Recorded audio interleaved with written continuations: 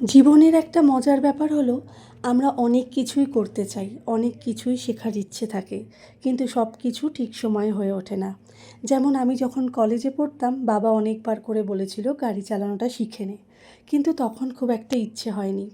আর বাবাও তারপর দেখলো মেয়ে যখন চাইছে না, জোরও সেভাবে করেনি, তাই আর শেখাটা হয়ে ওঠেনি। এরপর জীবন নিজের মতো করে এগিয়ে গেছে, দায়িত্ব বেড়েছে, সময়ের হিসেব বদলেছে। আর একদিন হাজব্যান্ড কিছু না জানিয়েই হঠাৎ করে এসে বলল গাড়ি চালানোটা শিখতে হবে।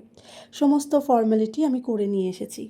নিজের ওপর নিজের ডিপেন্ড করাটা, স্বাবলম্বী হওয়াটা খুবই গুরুত্বপূর্ণ। ওর এই কথাগুলো নতুন করে সাহস দিল। মনে হলো হ্যাঁ, এখনও তো দেরি হয়ে যায়নি। তারপর শুরু হলো আমার নতুন শেখার পথ। শুরুর দিনগুলো একদমই সহজ ছিল না। স্টিয়ারিং ধরতেই নার্ভাস লাগতো। রাস্তার ভিড় দেখলে আরও বেশি টেনশন হতো। মাঝে মাঝে মনে হতো পারবো তো, আমি ঠিক করছি তো। কিন্তু পাশে কেউ থাকলে সাহসটা না দ্বিগুণ হয়ে যায়। ধীরে ধীরে ছোট্ট ছোট্ট স্টেপে এগিয়েছি, ভুল করেছি, আবার শিখেছি। আর প্রতিদিন একটু একটু করে নিজের ওপর ভরসা বাড়িয়েছি। এখনও আমি পারফেক্ট নই, এখনও সব কিছু একদম স্মুথ নয়, কিন্তু আজ একটা জিনিস আমি কনফিডেন্টলি বলতে পারি, পাশে কেউ থাকলে আমি নিশ্চিন্তে গাড়ি নিয়ে বেরোতে পারবো। আর এই ছোট্ট জায়গাতেই লুকিয়ে থাকে বড় আনন্দ। নিজের ওপর নির্ভর করার যে অনুভূতি, সেটা ভীষণ সুন্দর।